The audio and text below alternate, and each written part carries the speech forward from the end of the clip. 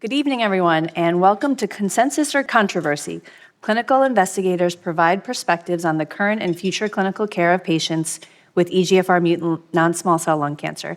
I'm Dr. Helena Yu, and I will be moderating the meeting this evening. And we have a great panel of faculty today. We have Dr. Pasi A Jänne from Boston, Massachusetts, Dr. Nicolas Girard from Paris, France, Dr. Jonathan Goldman from LA, Santa Monica, California, Dr. Ramalingam from Atlanta, Georgia, and then Dr. Josh Sabari from New York, New York. And we also have two not in-person faculty, non-panelists, Dr. Gagil and Dr. Spira, who did take a survey, and results from this survey will be shown throughout the meeting. Here are the relevant faculty conflicts of interest.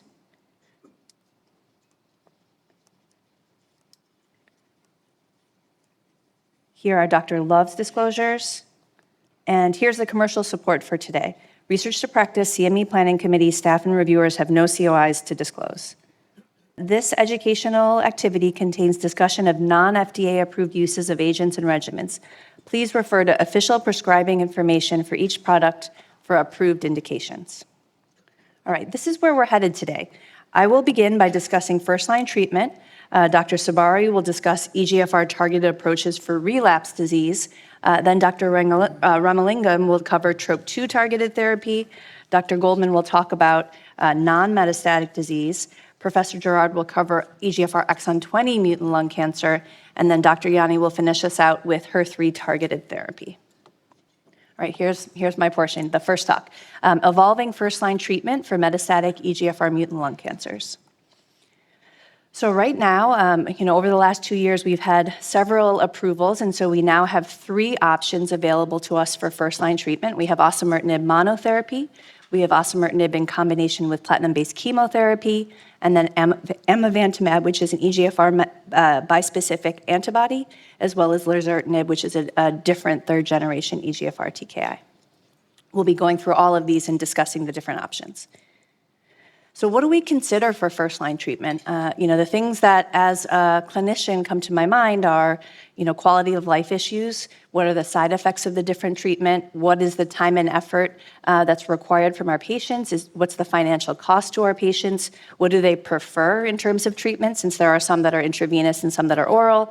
Efficacy, of course, is top most importance, progression-free survival, overall survival.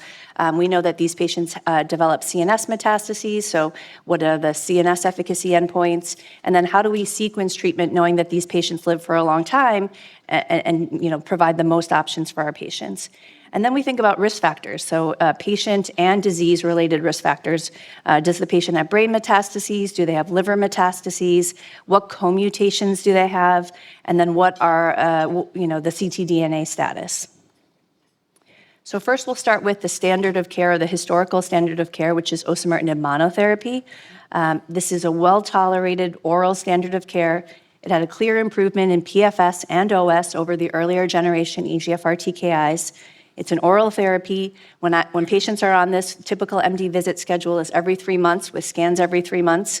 Toxicity profile is manageable, low rate of treatment discontinuation, and real-world studies have really shown similar efficacy and safety in the larger real-world population. Data came out at World Lung as well as recently in press looking at long-term safety. Now that we've had osimertinib available for more than a decade, on the AURA and FLORA studies, people have been on 3, 5, 10 plus years. On the FLORA study, there were 28% of patients that actually were on OC for 3 years or greater. And looking at toxicities, there really were no late emerging toxicities. And the toxicity profile seen up front is really what was present throughout treatment. So moving on to FLORA-2. So FLORA-2 was the combination of osimertinib with pemetrexed and carboplatin versus osimertinib monotherapy. Clear PFS benefit, 9 months. The hazard ratio on the study was 0.62. And then in terms of safety, we're adding treatments, so there's additive toxicities. There didn't really seem to be any synergistic toxicities, but certainly more toxicity than osimertinib monotherapy. Of course, you're getting both treatments for a longer duration. particularly up front in the first 3 months when you're getting induction therapy with carboplatin and pemetrexed, you're seeing more cytopenias. And then over time with the pemetrexed, you can see renal insufficiency, edema. Of course, there's quality of life and financial cost implications of these frequent visits and frequent infusions. And then you are using treatments that we previously were giving sequentially in one line of therapy. One thing to remember in terms of recent data came out, of course, the exposure of platinum was about 3 months, that first 4 cycles, and the kind of median exposure with pemetrexed was about 8 months on the study. So the majority of patients after 8 months did discontinue pemetrexed and continue osimertinib monotherapy. A key issue, of course, is CNS efficacy. So you can see this was interesting, in terms of the combination, a little bit unexpected. The hazard ratio for patients that had baseline brain metastases was actually the lowest on the study, hazard ratio of 0.47. And so this is interesting because I think there's biomarkers that are predictive, but then there are biomarkers that are prognostic, but then biomarkers that are predictive. And I think here this clearly shows that there's something about the combination, there's synergy for patients with brain metastases, which was somewhat unexpected knowing that osimertinib monotherapy has such good CNS penetration. And then you can see from the figure on the right that the time to CNS progression was longer on the combination. And then overall survival, we've seen immature data where there's a trend towards a benefit with the combination. Hazard ratio at last check was 0.75, but this is not mature data. In terms of subsequent treatments, I think this is important when we compare the different regimens. Of course, there is about 20 to 25% that did not receive subsequent therapy, which is important to note about, always using your best therapy first. But of the patients that discontinued therapy and went on to new therapy, 81% of the patients on osimertinib monotherapy did cross over and receive platinum-based chemotherapy. And I think that comes to be important when we think about survival and subsequent lines of therapy. And then finally, amivantamab and lazertinib.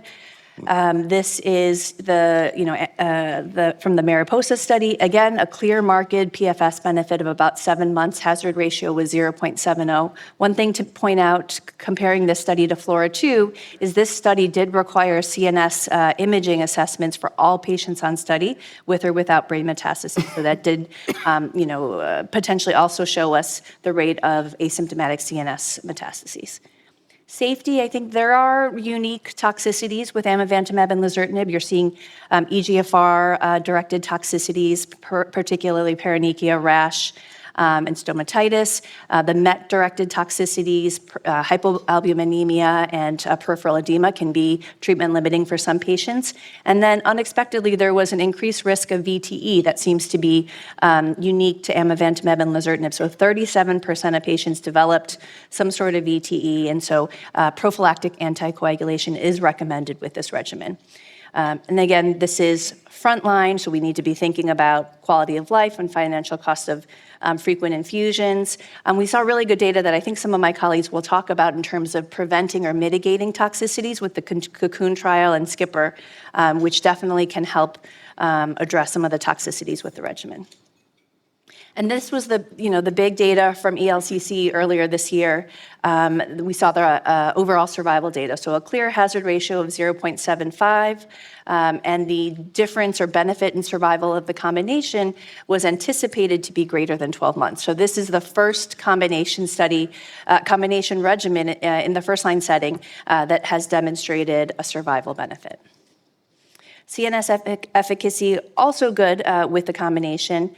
I think one question is crossover when we think about survival. So amivantamab was not available commercially during the duration of this study. So it was only 3 patients out of 173 that were in the osimertinib arm that were able to get amivantamab in the later arm. And so I think thinking about access, we know amivantamab is active, but perhaps, there is a role for it in the second-line setting.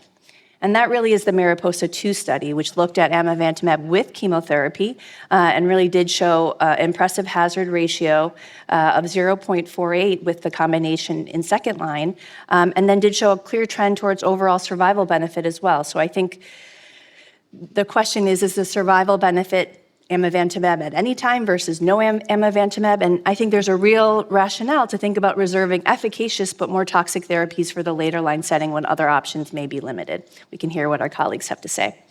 And then most importantly, what do our patients want? IV Elkins, the late IV Elkins was a patient advocate, and she wrote a really, important editorial talking about how, of course, she wants to extend her life as long as possible, but she had concerns about what that life would be like. And for her, the 9-month benefit in progression-free survival was not worth the added toxicity. There was also a Chinese survey of a large number of patients, family members, and medical doctors, and the vast majority, over 70%, said that despite the 9-month benefit with combination therapy, they wouldn't recommend it. And so I think that's important when we think about exactly what our patients want. And then finally, financial cost. I think, there is, data that the out-of-pocket cost for patients is significant. And, thinking about more visits, more frequent supportive care medications, there's a cost for that for sure. And then I think thinking about risk-adaptive treatment, to wrap up, I think, there are different EGFR mutant lung cancer patients. It's a very heterogeneous disease. And when looking at these two patients, I put up here, you don't feel like you should treat them the same. And so, how do we escalate or de-escalate treatment?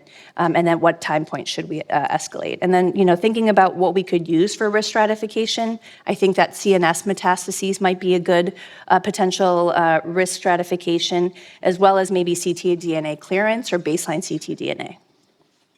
And then finally, this is my last slide, no size fits all, right? I think this is shared decision-making as well as risk stratification. We need to see what our patients want, patient-related factors, disease-related factors, molecular factors, and we want to risk stratify patients who need it the most, but think about for lower risk patients, if we can identify them, optimizing quality of life and sequencing for them.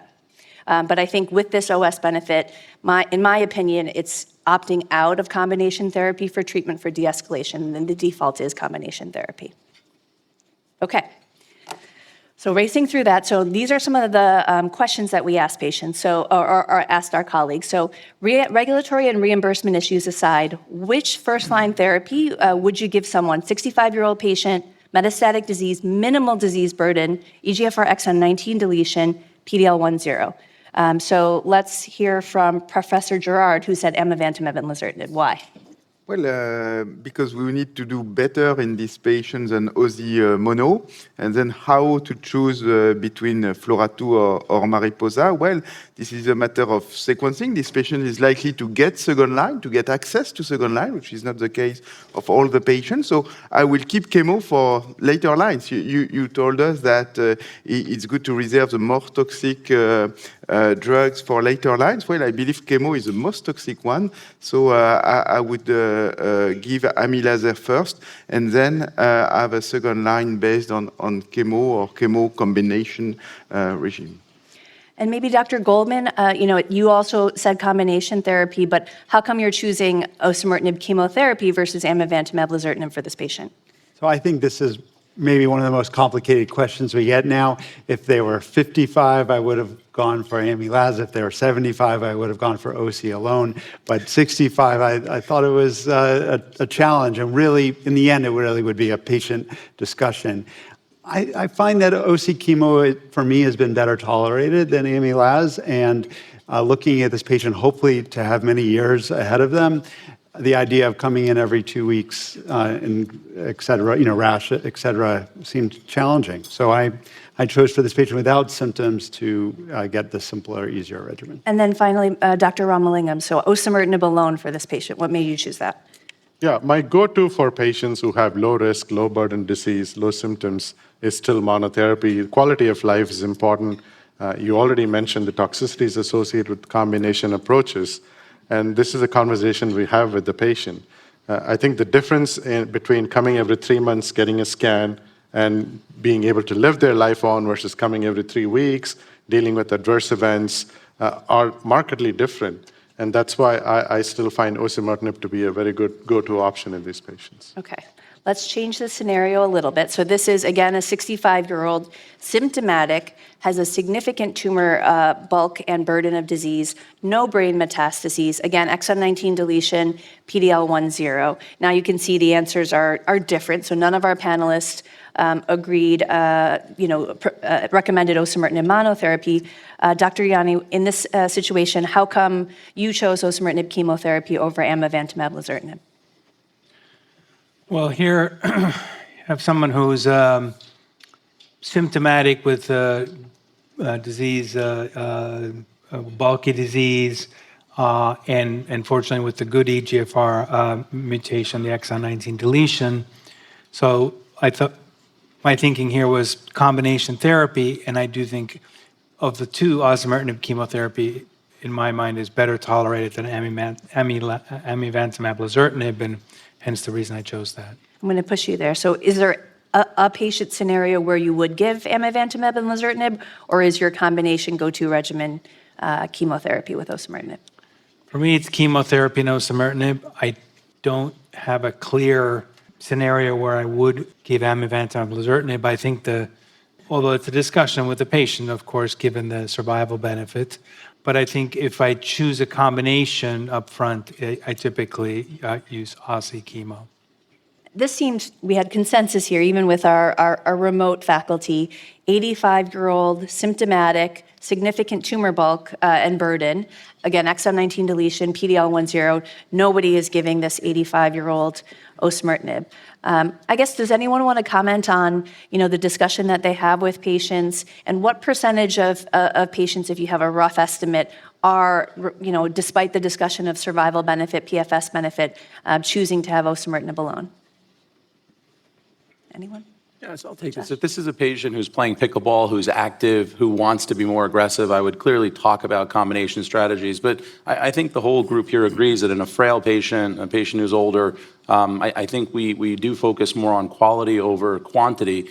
And it's important to think about sort of how that discussion happens in our clinic. These are sort of broad questions, but an 85-year-old playing pickleball who's active, I would offer them a combination if they were willing to take on the additional toxicity. Okay. Chemotherapy is hard actually to deliver in octogenarians. So I believe that OSI plus chemo would not be an option for this patient.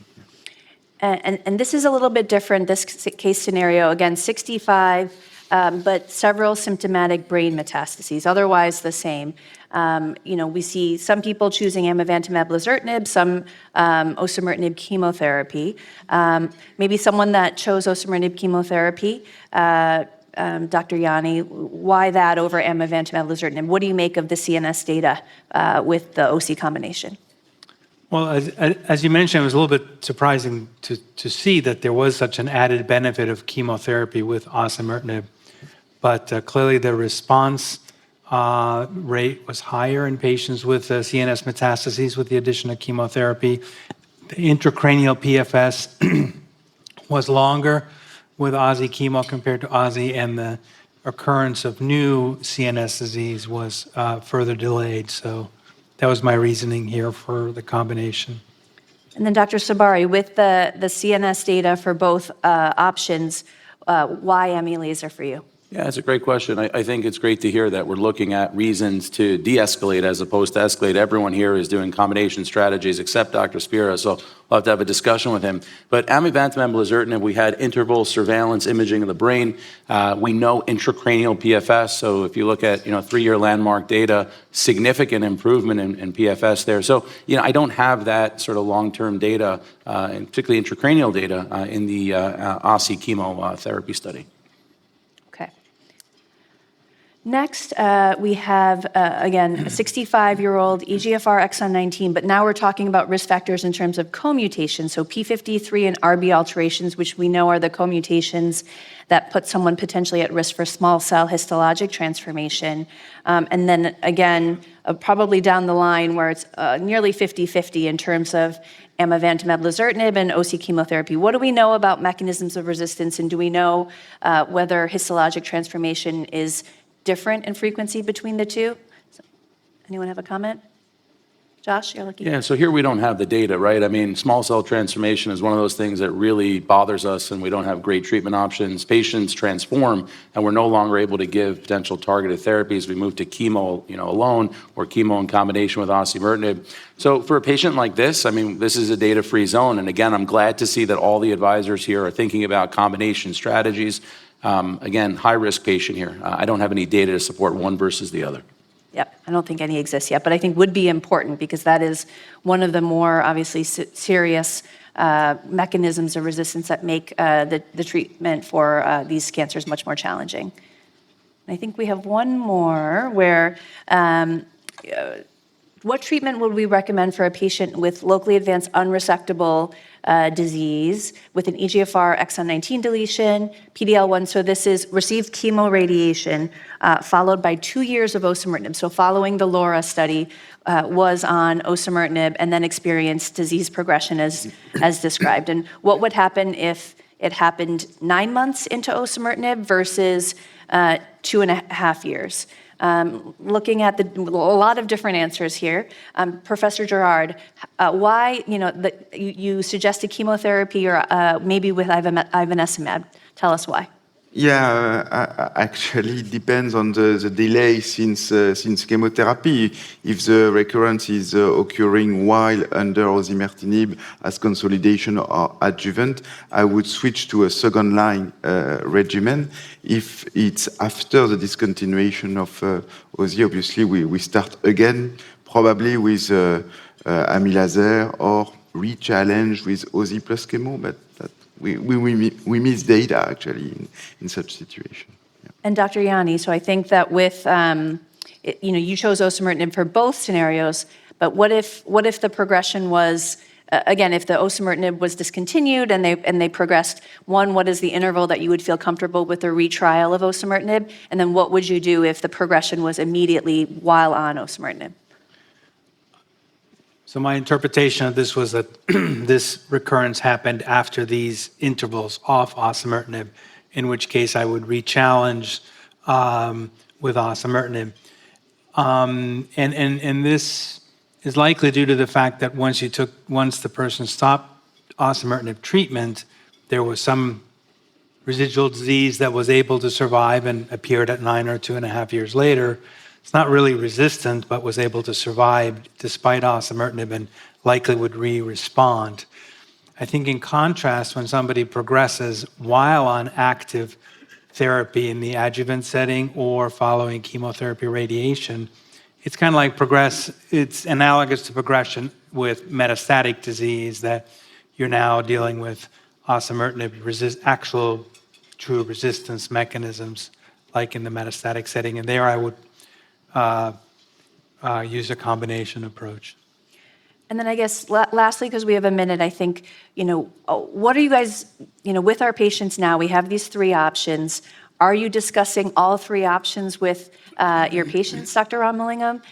Or do you have sort of ideas of what you think are best that you're discussing maybe 1 or 2 options? Yeah, I mean, I talk about the fact that there are 3 different options, but I tell them how I feel given their risk factor, what would be the most appropriate for their situation. And once you get down to that, if it's combination approach, then I talk about the pros and cons of chemo, OC versus amylazertinib.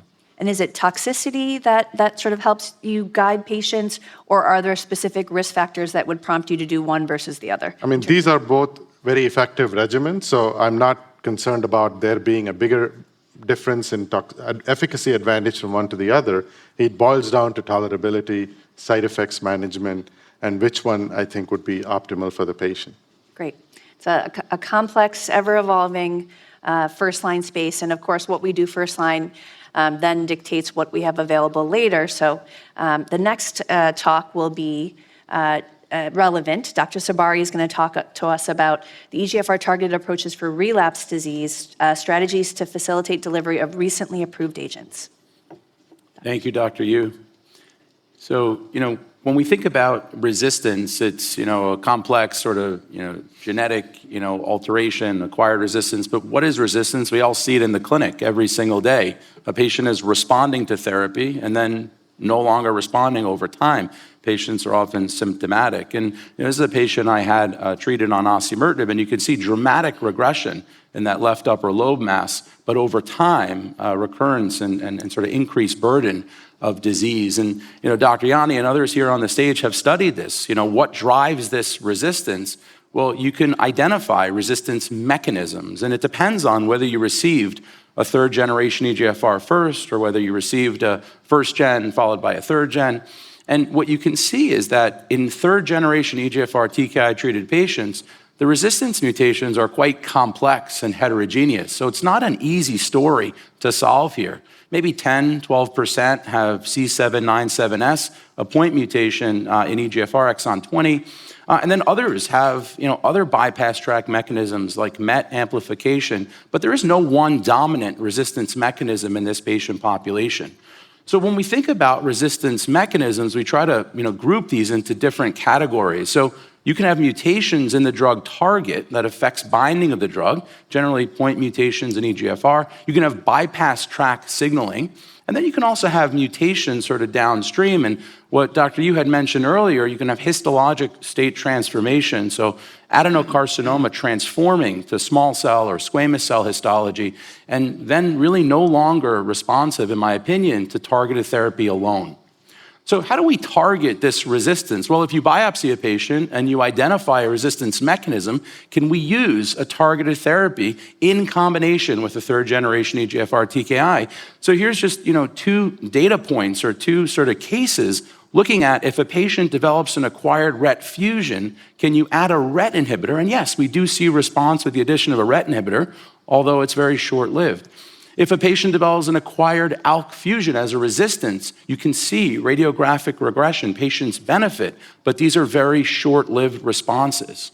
So there is an ongoing study, the Orchard trial, and we'll hear a little bit from Dr. Ramalingam, but looking at adding specific targeted therapeutic options to osimertinib, a third-generation EGFR TKI. One that we'll talk briefly about is MET, so adding savolitinib to osimertinib. We'll hear a little about Dato-DXd, an ADC targeting TROP2, adding to osimertinib. And these are all incremental strategies, in my opinion.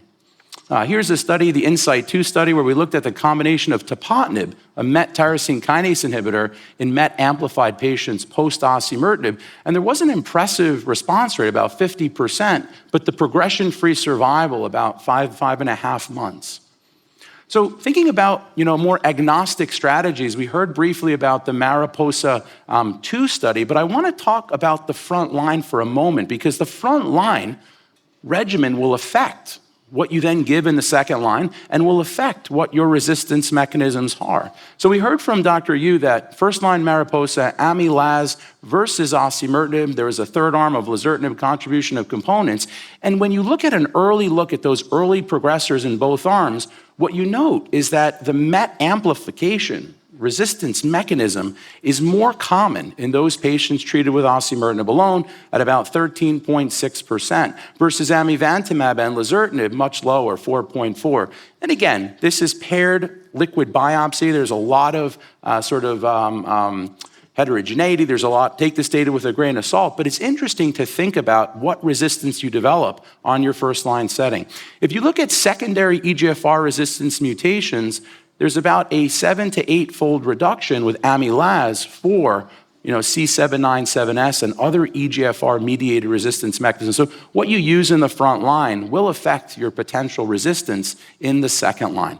So moving more to a biomarker agnostic approach, when we think about bispecific monoclonal antibodies, we heard about amivantamab and EGFR and MET ADC. And this is a randomized phase 3 study looking at chemotherapy as the control arm versus Ami chemo. There was an arm of Ami-Laz chemo, but due to toxicity, the data was put on hold, and the study is ongoing with some modifications. So here's the primary objective response rate, about 64% for amivantamab chemo, over 36% for chemotherapy alone. And we already saw this, an impressive hazard ratio for progression-free survival. Ami chemo, 6.3 months versus chemo alone, 4 months, hazard ratio of 0.48. But I think most important, and what we all care about with our patients, yes, quality of life is really important, but when you ask patients, they want to live longer. And here what you see is a tremendous improvement, a trend towards overall survival. So for the 18-month landmark for AMI chemotherapy, 50% of patients are alive versus chemotherapy alone at about 40%. Clearly, there are toxicities, and we'll talk a lot about toxicities for amivantamab chemotherapy. We see EGFR-mediated toxicities, cutaneous toxicities. We also see infusion-related reactions for the IV formulation. We also see increased risk of VTE, but more common in the ami-Laz than ami-chemo arm. We also looked at this formulation, the subcutaneous formulation. Here's the phase 3 study of the Paloma trial. This is presented by Natasha Leal. This is an equivalent study looking at IV formulation amivantamab versus subcutaneous formulation of amivantamab. And what we saw was that pharmacokinetically, these were very similar. No differences in the pharmacokinetics of sub-Q versus IV. But what was quite shocking to all of us was that there was an improvement in overall survival with the subcutaneous form over the intravenous form. And this led to an ongoing clinical trial now in the front line of subcutaneous amivantamab and lazertinib. What was also really impressive is we saw a tremendous reduction in the rate of infusion-related reaction, 13% of subcutaneous, versus in the IV arm, about 66%. So can we prevent these infusion-related reactions? So we saw data for the SKIP-IRR. Yes, prophylactic dexamethasone, 8 milligrams BID 2 days before, a day before, will reduce the rate by about threefold. And we also saw that we can reduce the rates of cutaneous toxicities. This is the Cocoon trial we saw presented at ELCC, and we have the presenter here, I think, on stage. And when you think of this data using a prophylactic regimen of chlorhexidine rinses, topical ceramides, as well as oral antibiotics, we can significantly reduce this. And this is what patients complain about in clinical practice, right? The cutaneous EGFR-mediated rash, the paronychia, the breaks in the skin and the nail beds, as well as some of the scalp reactions that we can see. So if we use the Cocoon regimen, at this study we saw a dramatic reduction in cutaneous grade 2 or greater adverse events when we use prophylaxis, and this is now standard of care in my clinical practice. So what are we doing? Prophylactic doxycycline, 100 milligrams twice a day. We talked about nail cleansing agents with chlorhexidine, as well as ceramide-containing emollients, so CeraVe and La Roche-Posay and other products in this setting. So we know that acquired resistance is inevitable in the frontline setting. We still have not cured patients with EGFR mutant lung cancer. And we said that the resistance mechanisms to first and second and third generation EGFR TKI are quite heterogeneous. And we need to think about broader sort of approaches, potentially combination approaches. And Mariposa 2, I believe, is one of the sort of standards now in the second line setting. We saw a response rate, we talked about a 64%. I didn't mention, but phenomenal intracranial response here, PFS 12.5 months, and the OS, we saw 50% of patients alive at 18 months. We just saw this press release this morning, so if anyone is following the news of ivonescimab, a very interesting bispecific antibody, it's a PD-1 VEGF antibody. And this is a study that had positive data in China in the EGFR mutant patient population in the second line setting. So patients who've been treated with the third generation EGFR TKI in the second line got ivonescimab plus chemotherapy. And we saw dramatic responses, dramatic progression-free survival, I think, in this patient population. Here we're seeing the press release for the Harmony study. Here it has a US presence, I think close to 40% of the patients enrolled are in the US, and positive for progression-free survival, but just missed narrowly on overall survival. Hazard ratio here of 0.79, and you could see the confidence interval clearly crosses 1. So we look forward to seeing some of the updated data. Again, a very exciting space for our patients, and I want to thank you for your attention. Thank you, Josh. I think immunotherapy in this EGFR mutant space is a huge unmet need, and so we're excited to see the ivonescimab data and some of the other therapies that are coming in the pipeline.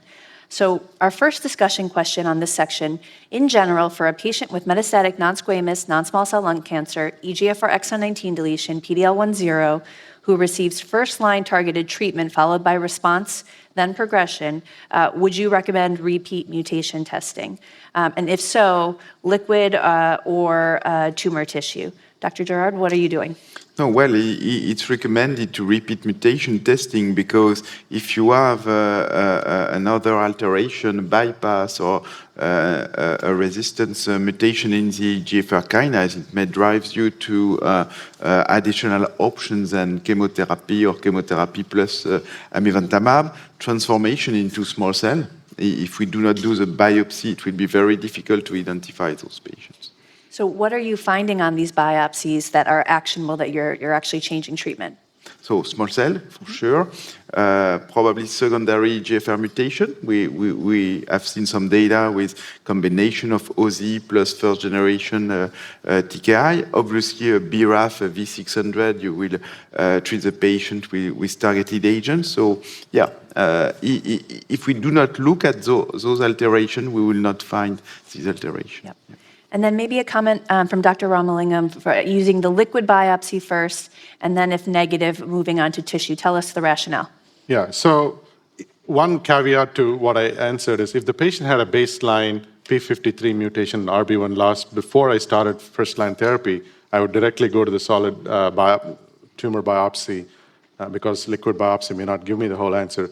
Otherwise, it's easy to do. In a week or so, I have results available. It helps me find out if there's secondary mutation. If there's a fusion, I'll find out. And MET also, liquid biopsy makes good calls, so you can choose MET for targeted therapies, and therefore it's my go-to. Are you finding that there are some things missed on the liquid biopsy that you find in the tumor tissue besides the transformation? The sensitivity, is it different? It's actually, the sensitivity is pretty good between liquid and solid tumors. There's hardly any situation where you would find something new. I go to if the liquid biopsy comes back completely negative, then I resort to, but if I have a slew of findings on liquid biopsy that are not targetable, I'm not going to go and do a tumor biopsy. Yeah, I think the good thing here is we know they have the driver EGFR mutation. So if we find that, and the absence of other things, that's more likely to be a negative than if we find nothing, then clearly we need to look at the tumor tissue. Josh? I think just for a point on the liquid biopsy here, liquid biopsy alone is insufficient, but I think that you do understand the heterogeneity of the tumor better with a liquid biopsy than you do of a single biopsy of a growing lesion.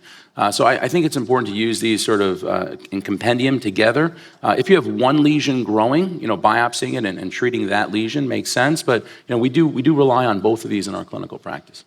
And I would say that the liquid biopsies are getting more complicated where you do see multiple mechanisms of resistance, and then it becomes a little challenging to figure out what's driving resistance. Sometimes I use the variant allele frequency to sort of get a sense of maybe there is one dominant driver amongst those, but it can be challenging. Our next question is, we have a 65-year-old, again, exon 19 deletion, PD-L1 first-line osimertinib, experiences asymptomatic disease progression. With regulatory and reimbursement issues aside, after first-line osimertinib, what would you recommend if a patient had acquired no further mutations? Maybe Dr. Goldman, so you said Mariposa-2, amivantamab, and chemotherapy. Is that your go-to post? That is. I think you've got that they're already coming in for treatment. You've got a proven regimen that's deliverable. The patient has unfortunately progressed, and so often is willing to undergo more toxicity to get some benefit. And Dr. Jänne, I think you are of the desire to continue the osimertinib and add chemotherapy. Is there a certain patient you would do that for, or explain the rationale? So certainly if someone had initially had CNS disease and that became well controlled or even disappeared on osimertinib, my preference is to add something to osimertinib as opposed to discontinue it altogether, as I worry about reappearance of the CNS disease when there's been systemic progression, like in this case. I think we're expected to see the results of the COMPEL trial hopefully soon. That is the study looking at after progression on osimertinib when we add chemotherapy, continuation of osimertinib versus just the platinum doublet. And I do think that that's going to help inform, in what situations is continuing the osimertinib helpful. The IMPRESS trial was a negative trial with first-generation Correct. TKI. So what do you think? Do you think that there are thoughts about positivity on this with the osimertinib and the CNS control? I don't know, but in Mariposa 2, we have a fair CNS control that is probably driving the whole PFS benefit. So CNS efficacy is one thing, and maybe coverage of the MET activation is probably another question. Yeah, very interesting. We'll see those results. So in this situation, we have, again, 65-year-old exon 19 deletion, PD-L1 first-line FLAURA2, so osimertinib with chemotherapy, experiences asymptomatic disease progression after 18 months. Say we had all the options available to us, reimbursement and regulatory-wise, what would be our second-line treatment recommendation if there were no new acquired mutations? Maybe Dr. Goldman, it sounds like, well, this might change. You and me together, yeah. If we had it available, explain why. So this has become a really complicated question. But I found patritumab to be particularly well tolerated among the ADCs. And this patient's asymptomatic, has already had chemotherapy. So this is where we really do need new agents. And I thought that the tolerability of patritumab would recommend it over Dato, for example. Yeah, I agreed. And just for those that don't know, the patritumab deruxtecan is a HER3-directed antibody drug conjugate that Dr. Jänne will discuss later. So Dr. Ramalingam, you said chemotherapy and amivantamab. So this patient got chemotherapy previously. What's your thought process about repeating platinum doublet therapy? Is there an interval where you feel comfortable retrying? Yeah, so the answer to this goes back to how I use chemotherapy in the frontline setting with OC. I use 4 cycles of chemo and I stop the chemo. I do not use maintenance pemetrexed. So in this patient, I looked at 18 months later, let's say the patient has progression. I feel comfortable re-challenging him with the combination doublet. If somebody was already getting maintenance pemetrexed leading up to this point, my option would not be amivantamab plus chemotherapy. And so that's with everyone. You don't continue maintenance. I don't continue maintenance pemetrexed. And we know that, the median exposure was about 8 months, so we know that there are quite a few people who, do similar or at the first sign of toxicity, discontinue the pemetrexed. Dr. Sabari? Yeah, I think if you look at the trial, right, I mean, the FLAURA2 trial, the recommendation is continue pemetrexed maintenance, and that's where we see the PFS benefit. So if I was going to use the FLAURA2 trial as a regimen for my patient, I wouldn't want to, prevent that. Now, you do give patients better quality of life off chemotherapy. But I think for the second-line setting, sure, if a patient's off chemo for a long time, I would start AMI chemotherapy. But if I was going to use FLAURA2 in the front line, I'd like to continue pemetrexed maintenance. I'm going to put you on the spot. Dr. Spira said amivantamab lazertinib. Is there a situation where you would use that if we had that reimbursement, regulatory approved? Yeah, I would not. I mean, I think, again, remember the label is for the frontline setting based on the Mariposa data.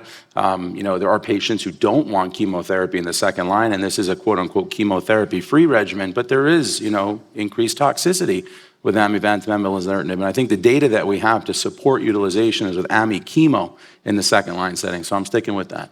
Okay. Here's our next situation. So this is a person who received same clinical situation, but received first-line Mariposa with amivantamab and lazertinib, had asymptomatic disease progression after 18 months. So after ami laser, what would you use second line? And maybe Dr. Goldman, so you would use chemo plus minus bevacizumab. Explain that to me. So I think this is a nice spot for chemotherapy. Bevacizumab is not a drug I'm using that much anymore, but I do think it does improve response rates, usually with minimal toxicity. It's actually been a little while since I've done it, but putting in atezolizumab also is something that I don't think is totally unreasonable, and sort of following along with the potential ivonescimab story. So I think it's... but I probably would do chemotherapy. And would you continue osimertinib in that setting, or actually not continue? Would you switch to osimertinib in that setting, or no? Usually not. I think in general, I would not. I'm sorry, I'm trying to remember if this was particularly a CNS disease. I don't think it mentioned that there was CNS disease at front. If I feel like we've barely been keeping CNS disease under control, that's a different scenario where I would continue it. And then, Dr. Girard, you put a couple answers on. If you had to choose one of those, put your nickel down, what would it be? Probably the chemo plus ivonescimab, I've not seen the data, but the PFS hazard ratio seem pretty high. So I want to do chemo, probably, optimized chemo if possible. Beva is probably a good option. And then I answered patritumab, but we will discuss that later, probably. There are also some data with that too. Okay, and then we're going to end with, so using Cocoon. So Dr. Sabari mentioned this. When you give amivantamab, lazertinib, or chemotherapy with amivantamab, he mentioned the Cocoon study with the dermatologic prophylaxis. Are you doing this, and do you find it to be effective? I guess I'll start first in saying that I do think it helps. I think it mitigates or attenuates, but I don't think it completely, takes away the toxicity. And I've had patients tell me, it takes a very invested patient with the willingness to buy all these things. And, one person told me it took an hour every day to sort of do the nail and skin care that's required. Dr. Jänne, you said it was effective. What are your thoughts? Yes, I definitely use the enhanced dermatologic management, and I do find it to be effective. I agree with you. I don't think it completely eliminates the dermatologic side effects, but it certainly reduces them. Okay, we're going to move on. So next module, Dr. Ramalingam will talk us through the potential utility of TROP2 targeted therapy in the management of EGFR mutant lung cancer. Thank you, Helena. So we had a nice discussion about first-line therapy, and Dr. Sabari led us into mechanism-based second-line therapies that are emerging. I'll talk specifically about TROP2 as a potential target in patients who have developed acquired resistance and perhaps has implications of first-line down the road. I'll focus on these two drugs, datopotamab deruxtecan and sacituzumab tirumotecan. If you say that without slurring, you get extra points. But these are two distinctly different drugs that target TROP2. Dato, which I'll use that word for the rest of my presentation, has a deruxtecan payload. SASI targets TROP2 with the SN38, which is an irinotecan metabolite, which you're familiar with in chemotherapy terms. So these two have same target, different payloads, and different linker mechanisms that have implications for toxicity. Now, why TROP2? TROP2 is expressed in lung cancer. These are TCGA data. When you look at those two boxes, lung cancer tends to be among the tumors that have higher expression of TROP2. Both squamous and adenocarcinoma are called out, and there is clear expression of the target. Now, specifically drilling down these data, close to 1,000 patients in the data set, you see comparable levels of TROP2 expression, maybe slightly higher in squamous cell. When you look at EGFR versus EGFR non-mutated patients, you don't see a big difference between TROP2 expression, but what you take home from this is in EGFR-mutated tumors, TROP2 is expressed. And for an ADC to work, all you need is the target to be there. If a majority of the patients have this target, at least you're justified in using drugs that target ADCs that target. So this is TROPION-Lung05 study. This is now published. This was given, this study administered datopotamab 6 milligram per kilogram every 3 weeks.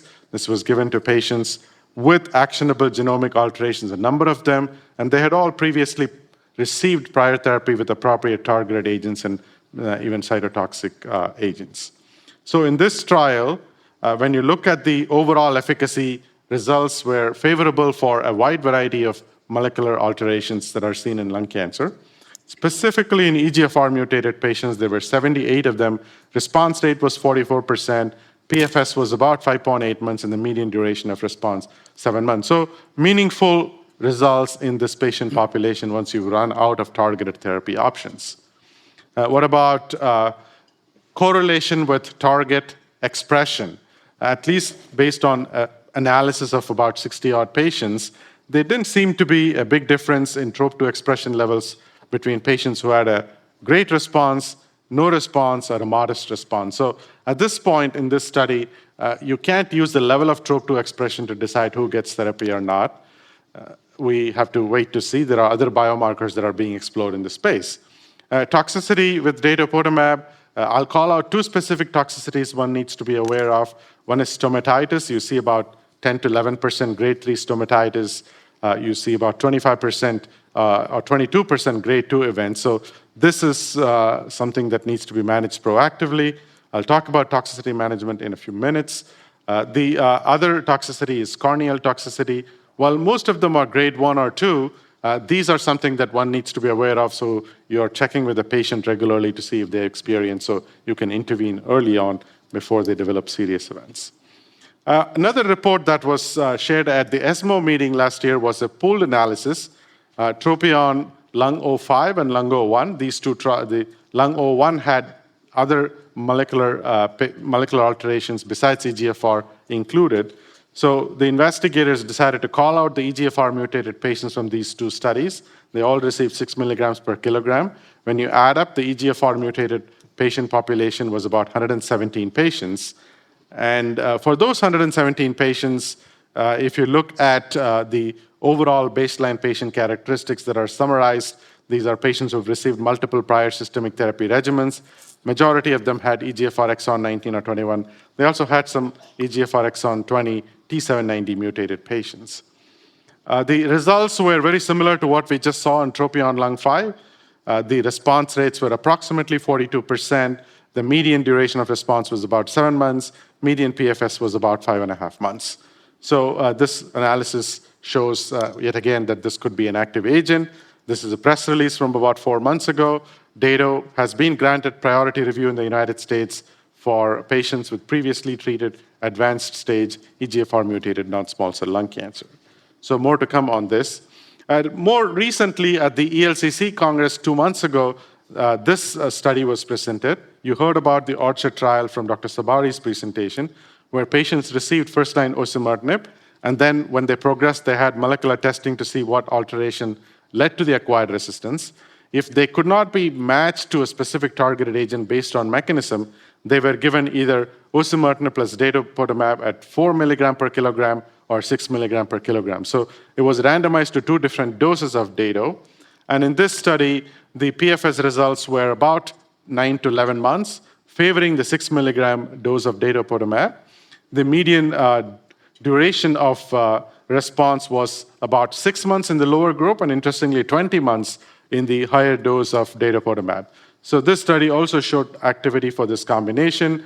Toxicities, we've already talked about it. No surprise here, higher doses associated with more stomatitis and ocular events. So there are some ongoing trials in the space. This is Tropion Lung 14. This is in the frontline setting for EGFR exon 19 and 21 mutated patients, comparison to osimertinib alone versus OC plus Dato-DXd at 6 milligram per kilogram, about 600 patients to be enrolled. The Tropion 15 lung trial is a phase 3 trial in the salvage therapy setting where patients had already progressed on prior targeted agents. Here, randomization is to chemo versus Dato-DXd versus OC plus Dato-DXd. How about managing toxicities? Again, we're still learning about these. With regards to managing stomatitis, use of dexamethasone oral solution for prophylaxis appears to be helpful. Holding ice chips in mouth during infusion has also been suggested as a potential way to ameliorate it. With other toxicities like ocular and pneumonitis, again, we're still learning. Use of preservative-free lubricants, eye drops, is helpful for managing ophthalmic toxicity.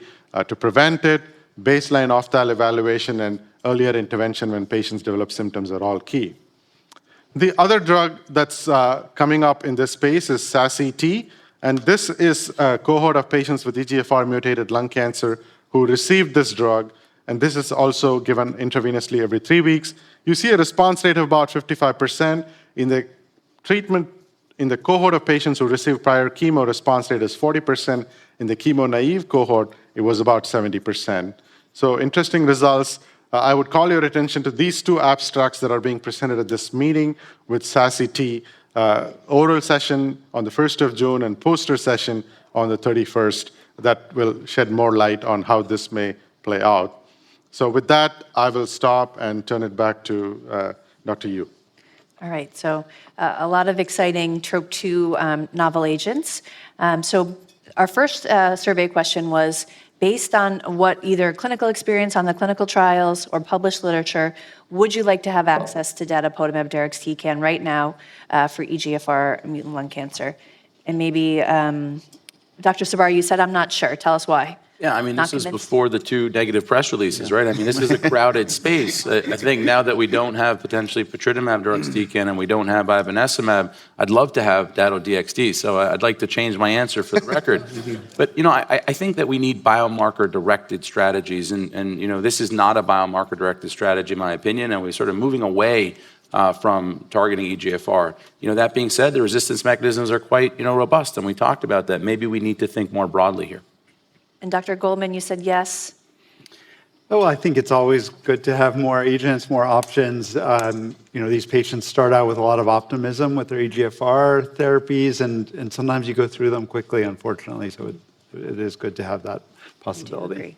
And a crowded field has gotten definitely less crowded in Yes. the last 2 days. So, okay, so complicated slide, but if Dato-DXd were available, when, if at all, would you integrate it into the treatment algorithm for patients who receive first-line targeted therapy as described? So we know our first-line choices are osimertinib with chemotherapy, amivantamab with lazertinib. Dr. Girard, walk us through what you would do in the different situations. What is impressive is the efficacy of Dato across all the resistance mechanisms. And we know that the more the patient receive different lines of treatment, the higher are the number of such alterations. So I feel that it would be third line after OSI or after amivantamab plus lazertinib to have the opportunity to deliver first line and second line and then move to the ADC. After FLAURA2, yes, second line, for sure, because we miss options for those patients, even if some patients may be re-challenged with chemo and amivantamab after FLAURA2. Dr. Jänne, you said if someone was getting osimertinib, would you do this second line before platinum-based chemotherapy? Well, it is a space where we don't have data to know which one is better, but I think I was thinking about the Orchard data where there was such a high response rate with the combo in the second line. And similarly, I think even after the FLAURA2 regimen, I think this remains reasonable, and certainly after Ami-Laz, second or third line if the patient gets intervening platinum-based chemotherapy there. So, Dr. Ramalingam told us the clinical data, but in your experience, what is the primary toxicity that patients experience with Dato-DXd that leads to withholding this regimen? And you can see really across the board, mucositis or stomatitis was the answer. Dr. Ramalingam, you discussed the prophylaxis. In your experience, how helpful has it been? How compliant are patients with that regimen? I mean, it's hard to know because it's personal anecdotal experience, but certainly you want to do everything you can if it's not lifting the mountain to reduce the side effects. So mouth rinses are something relatively simple to do, and that's the reason. I would say stomatitis is a painful toxicity. Even grade 2 can be substantially disabling for patients to eat and drink. So it's nothing to be taken lightly.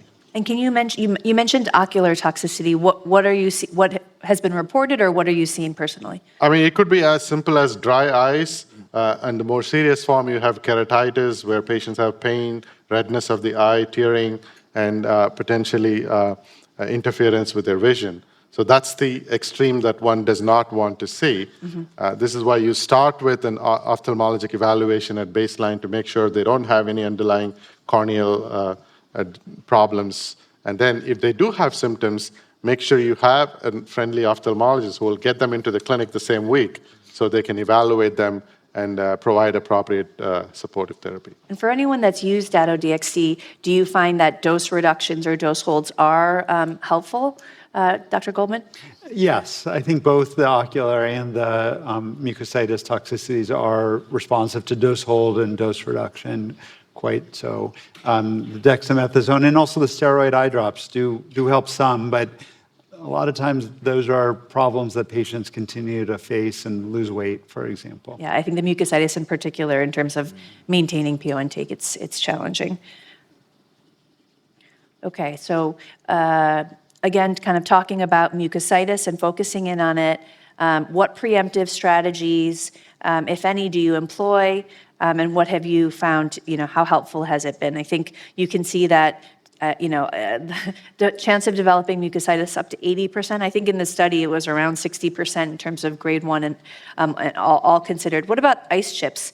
It looks like Dr. Sabari, you had mentioned ice pops. Is that something that you find helpful? It's just like vasoconstriction? Yeah, grape ice pops. No, I think any ice is sort of helpful, the same way that you think about vasoconstriction for hair, for example, with stomatitis, there's emerging data there. Very hard for patients to keep ice in their mouth for an infusion, right? And unfortunately melts. So, I think it's something that you can give the patient to do and they feel good about and active in their care. But I also agree with oral dexamethasone as being very helpful and oral rinses, but really managing appropriately and dose reducing and dose holding when needed. Remember, our hematology colleagues, they see this all the time in their practice and are able to manage it with their therapies. I think we're a little bit chicken up here. Right, it's new to us. Okay, last question for this section. So we know that ILD pneumonitis is a class effect for all of these antibody drug conjugates. We certainly do see it with Dato-DXd. We know that DARXT backbone agents all have this risk. We asked our faculty, what is the chance of developing ILD, and what do you do for your screening approach? Dr. Girard, do you want to comment? Yes, the point is that with lung cancer, the disease is in the lung. So when you do the follow-up imaging to assess response to treatment, you see the lung parenchyma, and you need to spend some time on looking at the lung parenchyma. Also, discussing with the patients about dyspnea and cough at each visit is something important to detect ILD when it's grade 1 and avoid evolution to grade 2 and grade 3, which are hard to manage and may require discontinuation of the drug. And now we have, I think it's, especially with lung cancer, it's challenging, right? Our patients present with, already have cough and dyspnea and hypoxia, so understanding what's lymphangitic spread of disease and what's infectious, what's inflammatory can be really challenging. But I do agree, I think being vigilant and stopping treatment. But still, those patients are less fragile than the other ones. As you know, EGFR mutant, usually they do not have COPD and so on, never smokers, so it's probably a different profile of baseline characteristics as compared to the data that have been generated in smokers, in wild-type patients. We have a minute or two, so I think, Pasi.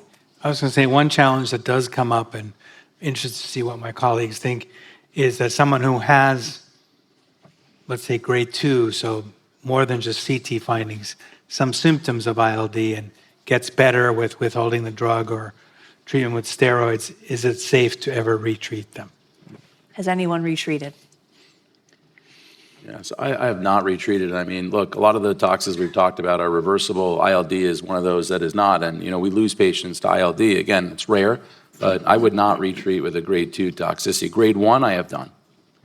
So I think thinking about this ADC space, we heard about, we will hear about patritumab deruxtecan, we heard about datopotamab, and now we also have approvals for trastuzumab deruxtecan for HER2 expressing and Teliso-V with the MET. Dr. Ramalingam, so now that we have all of these options, what are you doing for your EGFR mutant patients, and do you have a preference? What's your biomarker strategy in this setting? Well, Teliso-V is just new. We're beginning to incorporate it into the clinic.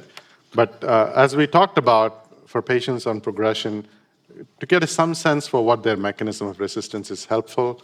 And for MET, we have targeted approaches. For fusions, there are approaches that you could potentially tap into existing therapeutic agents in the clinic. And for histological conversion, obviously, you have to switch therapies for small cell completely in a different direction. But we're still in the early days of using that intelligence to develop precision approaches for these patients. And I think the current group of agents are a step towards that direction. I don't think it's the answer to all our questions. Do you foresee that at some point we'll have some sort of multiplexed biomarker for these ADCs and help us guide, which ones should go to MET or HER2 or HER3? One hopes that. But at this point, for all of these ADCs, the target expression, at least at a protein expression level, we've not seen a connection. Right. Now, for data, there are some other biomarkers that are being tested prospectively in trials using artificial intelligence. So we'll see. Okay. Moving on to Module 4, Dr. Goldman will discuss the contemporary care for patients with non-metastatic EGFR mutant lung cancer. Thank you. I switched it to optimal care, even beyond contemporary. Thanks very much. It's been a really exciting time in the resectable disease and trying to really change the long-term curve for these patients. Just to remind you, our goals and our options for adjuvant systemic therapy for non-small cell lung cancer. Chemotherapy has been our standard for a few decades now. High toxicity, high number to treat, but we do know that there are cures because of adjuvant chemotherapy, particularly in stage 2 and 3. Immunotherapy has a very different risk-benefit profile, generally much more tolerable. And in the high PD-L1, you get a really significant benefit. Used neoadjuvantly, also really meaningful benefits in the non-mutated population. Mutation-based TKI therapy, in these drugs in the metastatic setting have high response rates, but typically benefits ranging 1.5 to 3 years. Is that going to translate to a cure in the adjuvant setting? So we'll try to address that. So early first-gen EGFR TKI trials often showed some DFS benefit, but no overall survival benefit. And that led to really the current standard, 2 practice-changing trials. We'll talk about ADAURA using adjuvant osimertinib versus placebo for 3 years for stage 1B to 3A, and LAURA, adjuvant OC after chemoradiation for stage 3. We'll also talk about some practice-informing trials with neoadjuvant osimertinib and trials that are underway and some with data at this meeting. So ADAURA we'll spend some significant time on. This was 1B to 3A randomized osimertinib versus placebo for 3 years. Patients could get chemotherapy but did not need to. The primary readout was disease-free survival and then followed up with overall survival. This was EGFR exon 19 and L858R only. So disease-free survival was the initial report. Really quite significant, meaningfully different than the first-gen reports, and then follow up soon after with overall survival benefit. So hazard ratio of 0.49 for overall survival, and those curves do not seem to be getting closer. But that is one of the important questions yet to be answered. When we look at the forest plot, really, all the groups seem to be benefiting. There's the suggestion, like many of the trials, that exon 19 is doing a little bit more benefit than L858R.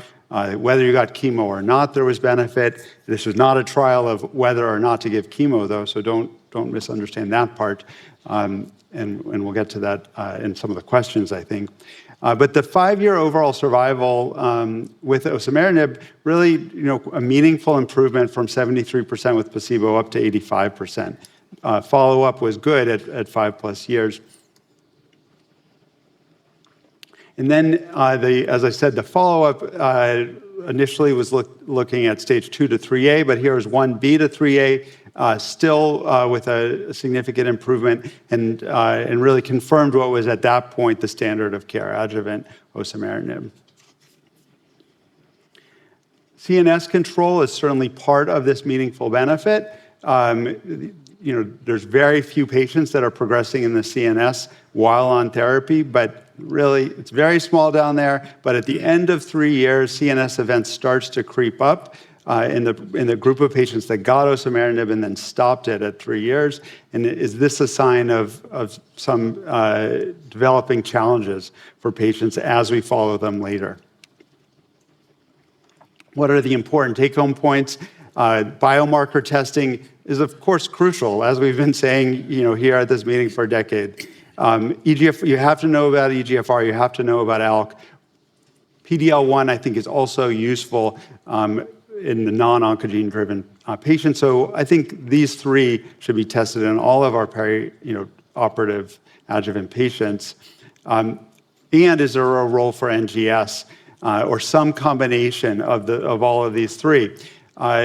A quick, sufficient tissue, early turnaround time are really important, especially when we're talking about neoadjuvant therapy, which we'll get into. We do an EGFR by PCR, a rapid turnaround PCR, an ALK by IHC, PD-L1 by IHC, and a couple weeks later get the NGS back. That's been our policy, but it's going to get more complicated as perhaps we have newer biomarkers, especially in the metastatic setting. So I'll just go through these. I think this is the question that we ask for many of our patients. What lessons do we take from ADAURA to our other targeted therapy patients? Do we use a targeted therapy for RET fusion, for KRAS, for BRAF? And so that was just sort of my quick take, that I think RET seems very appropriate, whereas I would not use a KRAS G12C inhibitor in the adjuvant setting. And I have used many of those in the maybe category for a high-risk stage 3 patient. All right, I'm going to have to speed up. Here are the take-home points. I'd like to think about this necessary triad of potentially useful adjuvant TKIs, high response rate, very tolerable for long-term use, and good CNS penetration. And this question that is not fully answered, are we curing patients or just dramatically improving their DFS? Both are good. But we also do want to know how we can improve the true cure rate and where can we go from here, and we'll be talking about that in these slides. So I'll talk quickly about ADAURA 2 and the target trial. ADAURA 2 is looking at the stage 1A group, 1A2 and 1A3, so between 1 and 3 centimeters. And that is accrued, and we're waiting on results. Because this is a lower-risk group, we're going to have to wait longer for results. Target trial is a non-randomized trial. Everyone is getting 5 years of osimertinib. It will be interesting to see to what degree this is practice changing, but it might be practice informing, particularly for a high-stage patient. You might say, let's go beyond 3 years if they're tolerating it well. They also allowed patients with uncommon EGFR mutations. So that will be useful to support what many of us are probably doing already. 2 trials looking at neoadjuvant osimertinib, the NEOS trial and Colin Blakely's trial. So NEOS trial, 40 patients. The primary endpoint was objective response rate, and Colin's trial was path CR rate. So high responses, as we would expect, but very few, no complete path responses, and 16% major path responses. So interestingly, there's some interesting biomarker data. RBM10 seemed to correlate to not getting a major response. But these very similar trials, one was considered promising, one was considered insufficient. Probably insufficient is the right answer. NeoADAURA trial is what we'll be hearing more about at this meeting, a 3-arm trial of chemotherapy, osimertinib, or the combination of chemo and OC for 9 weeks prior to surgery. And the oral abstract session, I think, will be very exciting. Major path response in the 2 OC-containing arms was really, quite dramatically improved compared to the chemo alone arm. LAURA trial is the other practice-changing trial, and this is a Kaplan-Meier curve to remember and be very excited about. We probably should not have been surprised. The higher-risk patients in ADAURA got the most benefit. These are very high-risk patients. And again, to remind you an important point, this was indefinite osimertinib until progression. I think for the sake of time, I'll move a little bit faster. I liked this New England Journal. You see how many patients are still alive having gotten the osimertinib in the darker color. It really is dramatic. These 2 trials, Pacific 4, probably will not be practice changing, but this was using osimertinib after SBRT in a single arm.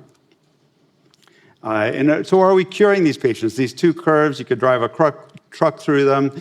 Certainly, if you delay progression, or disease recurrence enough, you will get a survival benefit. I do think that the slope of the curve suggests that the resistance to osimertinib develops much more slowly in the micrometastatic disease setting than it does in metastatic disease. So that is part of why we're getting this benefit.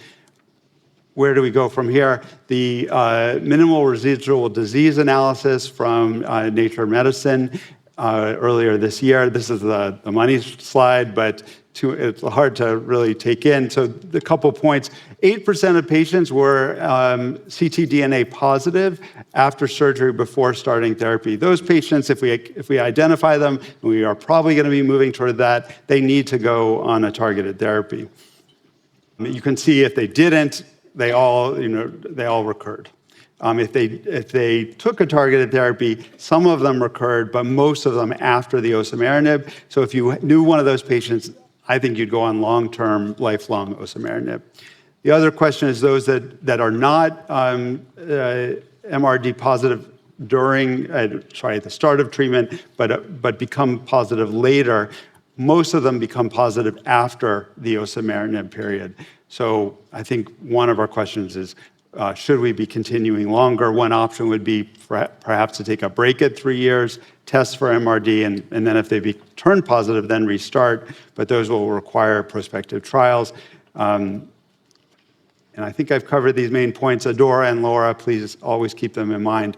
But we're expanding our understanding with combinations. Thanks very much.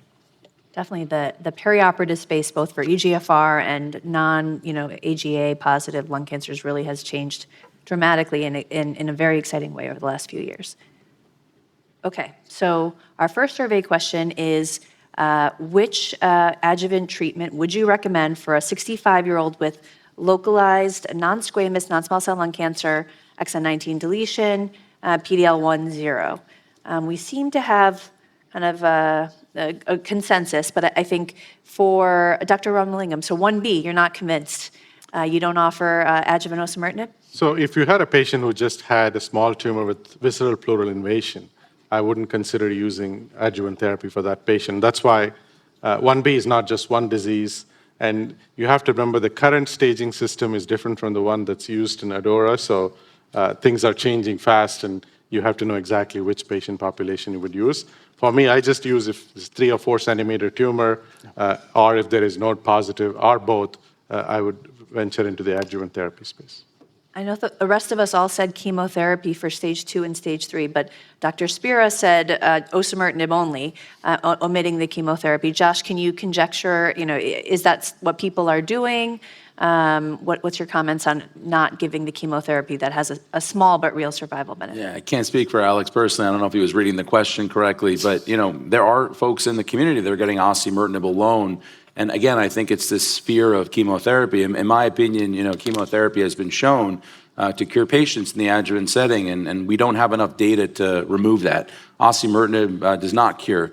And I think it's important to remember that, especially in our higher risk patients, stage 2A to 3A. So when I see Alex, I'll ask him. Okay. So how long, I think a question is, if somebody's tolerating adjuvant osimertinib as well, has a high risk localized disease, maybe node positive, exon 19 deletion, you can see that some of us are by the book and said 36 months like the ADORA study, and then some of us do continue until progression or indefinitely. Professor Girard, you are extrapolating a little bit. Explain the indefinite osimertinib. Well, that's a very good question. And we see after 3 years, especially in the higher risk patients, the stage 3A, that we have a kind of more rapid risk or increased risk of recurrence. So 5 years is maybe what needs to be done. But if we look at the LAURA data with discontinuation of osimertinib in patients with still high higher risk because they were not operated on. To me, it raises really the question of continuation beyond 3 years and maybe beyond 5 years, especially for the patients with a high risk, so the stage 3As, maybe patients with positive ctDNA after surgery, and so on. Dr. Goldman, I think Dr. Jänne. I was going to say, sometimes it's a hard conversation with the patient when you get to the 3-year mark and everything's gone well, there's no evidence of recurrence, and you bring up the fact that the data shows that, or the trials were done for 3 years and it's time to stop, and there are patients that don't want to stop. Yeah. And if they don't want to, you continue. I do. Sometimes I've run into reimbursement issues on that end, but I do. I was going to ask the question about atypical mutations. So we know that exon 18 or S768I, they do less well with all therapies, have a worse prognosis. Anyone on the panel has treated any of those patients and given adjuvant osimertinib? Dr. Goldman, have you? So I have for L861. I think there's some that are less common but behave very similar to L858R. So there I felt comfortable, but an exon 18 mutation I have not. Actually, I can maybe for a stage 3 I have. So a stage 3 patient can often push me to do something. Just maybe to make one more comment about the 36 months versus indefinite is sometimes it's nice as you're talking about the treatment for surgically resected EGFR mutant lung cancer who have maybe chemotherapy, and it's nice for patients to look forward to actually being done with a therapy. Yes, there are those who don't want to discontinue it, but on the other hand, I think it's in the LAURA trial, it's harder because it's an indefinite duration of treatment if you go by the book on the trial. In LAURA, the key question is what is the contribution of CT, of chemotherapy and radiotherapy at the end in the global efficacy of the treatment in patients with high risk, not metastatic, but nearly metastatic, I would say. Absolutely. So this one we had absolute consensus on. So, this is the LAURA setting, chemoradiation for locally advanced non-resectable disease. We all would give osimertinib. I guess I pressed the panel. High TMB, high PD-L1, heavy smoker. Is there any instance where someone would give durvalumab in this case, or Dr. Girard? The benefit that has been seen in LAURA is quite impressive at the end. So hard not to give osimertinib, and I feel there is a consensus. Yeah, I think so too. And then I think a good question is when patients are, early stage and we're treating them for curative intent, I think it is the bar in terms of tolerance of toxicities is lower, because this is potentially unnecessary treatment. So, we asked, what degree do we believe adherence or toxicity is an issue for patients receiving osimertinib for localized therapy? Dr. Sabari, you said moderate. I think here it's how well are patients tolerating therapy. And my patients that are tolerating therapy well, they're usually going to take their medication. If a patient starts developing rash or some cutaneous toxicity, could be fissuring of the skin or paronychia, and they're 2 years out, I start to hear from them that, maybe they missed it or maybe they're stopping to take it. So I think a lot of this depends on their, how well they tolerate it. You then always have the patients that want to take it every day, no matter what. And that's the complicated part here with the data. Yeah, absolutely. And then I think we will hopefully see some definitive data on Sunday with NeoADORA, but outside of a clinical setting, what do we do? So someone, we know that we give chemoimmunotherapy for a non-AGA patient, but has anyone used neoadjuvant osimertinib, prior to surgical resection? Dr. Goldman, you said I have. What instance? So we in tumor board we call it the NeoADORA regimen, and that's what we do. We give chemo and OC, and we figure we want to really do everything we can to get the patient safely to surgery, shrink the tumor, improve margins and R0 rates, and I think it's well tolerated. I think that's not the challenge. When I said that adherence was good, it's not that tolerability is always good, but I do think patients are taking their drugs, I think. And Dr. Jänne, we just saw the abstract results. What did you think of, the kind of top line NeoDora results, in terms of, do you think osimertinib makes a big difference perioperatively or preoperatively?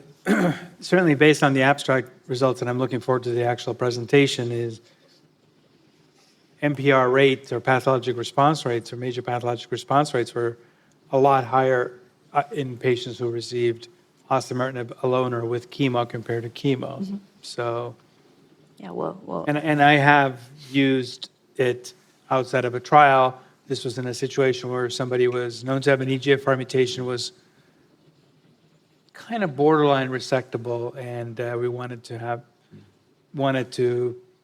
a neoadjuvant regimen that would make the individual resectable, and we're able to accomplish that with osimertinib alone.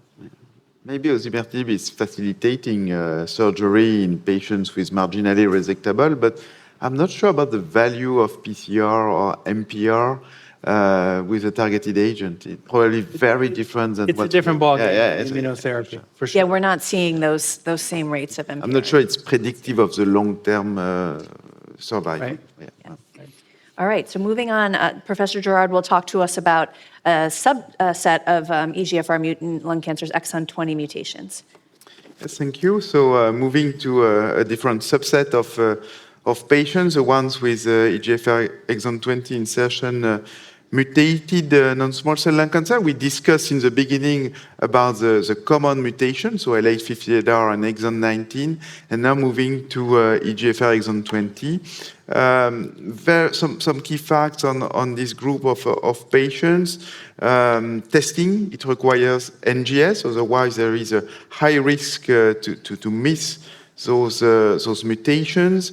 We know that EGFR TKIs have a limited activity in this group of patients as compared to patients with common EGFR mutations. And this is aggressive disease with frequent CNS metastases. We have a standard of care in the first-line setting, which is amivantamab plus chemotherapy, and this is based on the Papillon phase 3 trial that enrolled patients with EGFR exon 20 insertion mutated non-small cell lung cancer, treatment naive. 308 patients randomized to receive platinum-based chemotherapy, historical treatment for those patients, or a combination of chemo plus amivantamab. And there was an optional crossover to second-line amivantamab in patients randomized to the control arm. Primary endpoint was PFS. We see a high response rate with the combination versus chemotherapy alone, moving from 47% with chemo to 73% with the combination of chemotherapy plus amivantamab. And Papillon is a positive trial. We have a significant benefit in terms of PFS with the combination versus chemotherapy alone, almost a doubling of median, moving from 6.7 months to 11.4 months, and this is a hazard ratio of 0.40. You see how the curves are separating with the combination. Benefit observed across all the predefined subset of patients. Clearly, this is aggressive disease, and we see that combining amivantamab plus chemotherapy is protecting the patients from CNS disease, obviously from all sides of progression, but especially in the brain. Probably this is a major contributor of the benefit in those patients. What are the subsequent therapies after chemotherapy plus amivantamab?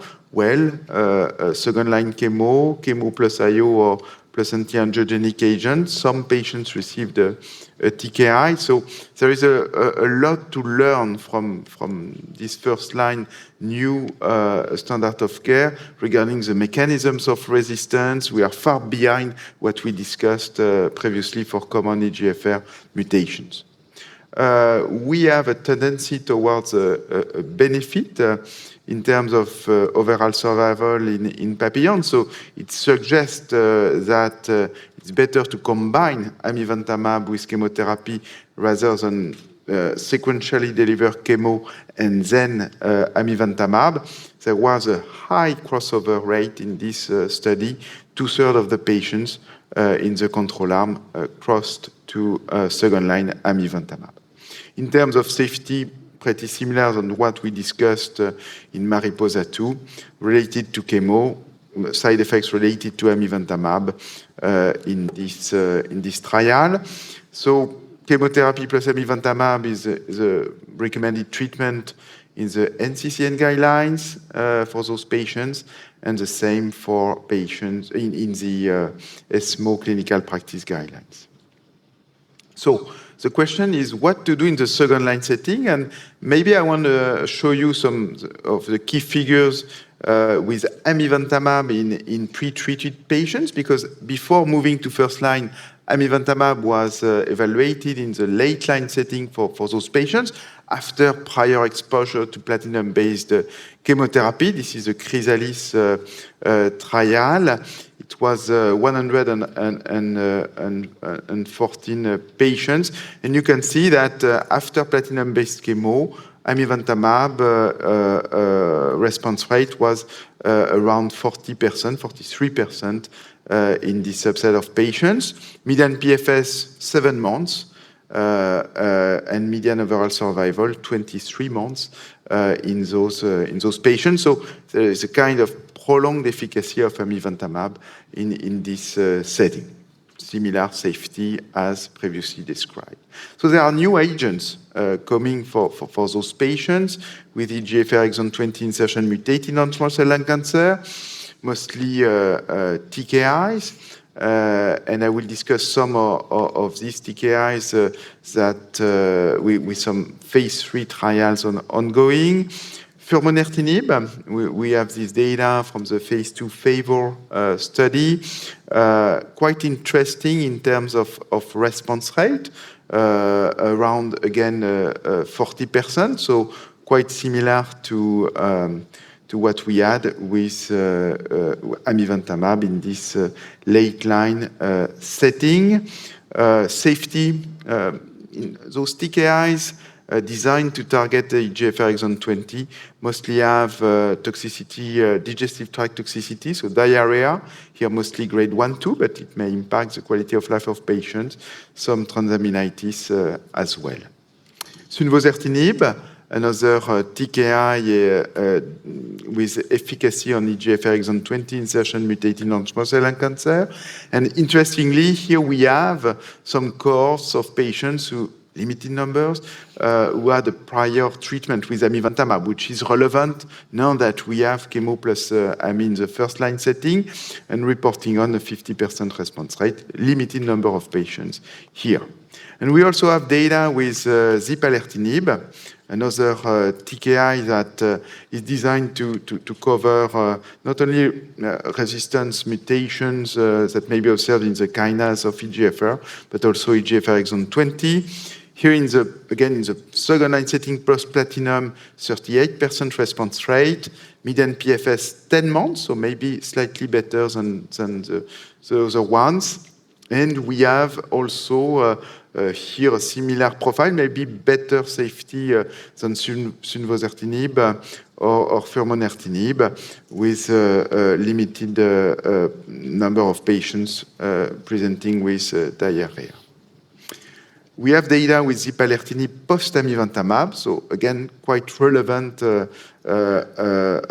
given the new standard of care in the first-line setting. Some data, additional data, will be presented during this meeting. From what we had last year at ESMO, the response rate was 40% and median PFS 9.7 months, with zipalertinib post-amivantamab, which is probably clinically meaningful.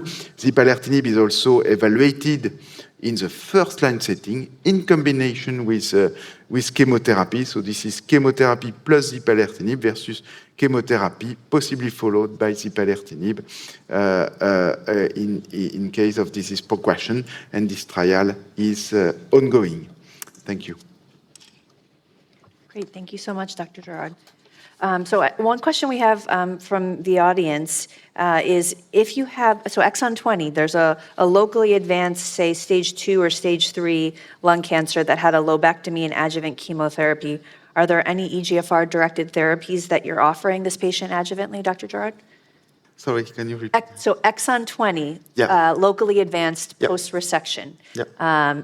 You could also extrapolate that to, ALK, other things. Are you giving anything to these exon 20s? Not yet, not yet, actually, but this is a question that we also have for BRAF and others. I'm not sure there will be a trial in this situation, but that's an open question. Yeah. Usually it's aggressive disease again, so it's probably a very rare situation. I think it's a balance because, we have, it's the effectiveness of the treatments that we have, the toxicity and that kind of pro and con in the adjuvant setting. Yeah, because here it's probably very different than common EGFR mutation where osimertinib has a very good safety profile, or even alectinib, which is also associated with very rare But side effects. amivantamab or dabrafenib and trametinib for 3 years, we're talking about another story. a different level of toxicity. Okay, so this first survey question here for this section. So first-line systemic therapy for a 65-year-old healthy patient, EGFR exon 20 insertion, PD-L1 and 0.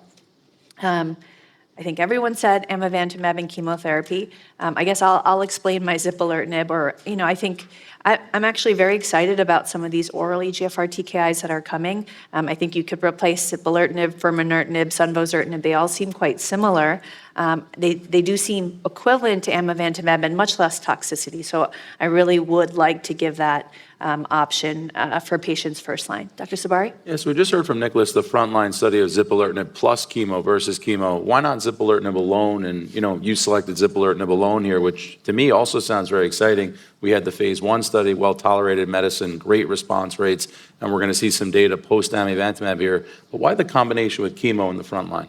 I think that the tale of mobocertinib has scared a lot of these drug companies, right? I think we now have a standard of amivantamab with chemotherapy. Mobocertinib, if you remember, was that originally approved EGFR exon 20 oral agent. Their confirmatory study was versus chemotherapy, and they weren't superior. So I think there is a caution and kind of, if you can't beat them, join them philosophy. But as you can see, I think, in a dream world that we would have these oral therapies. And to your earlier question of adjuvant or neoadjuvant in the future, I think well-tolerated EGFR exon 20 specific inhibitors have an opportunity there. Absolutely, I think, looking forward to that. And then I guess, Dr. Sabari, you did say symptomatic, would you change it, anything if there was a symptomatic tumor burden? I answered this about 2-3 days ago. I think that's a copy and paste job or something on my end, Okay. so I apologize. I'd give AMI and chemotherapy Yeah. in this setting as well. I think it's pretty clear that's an active regimen that we all would use in this setting. And so what about if we had a person that received amivantamab and chemotherapy, had asymptomatic disease progression after 12 months? What would be your second-line recommendation if there were no acquired alterations, and say we had all of these options at our fingertips? Dr. Ramalingam, you said chemotherapy over one of the oral TKIs.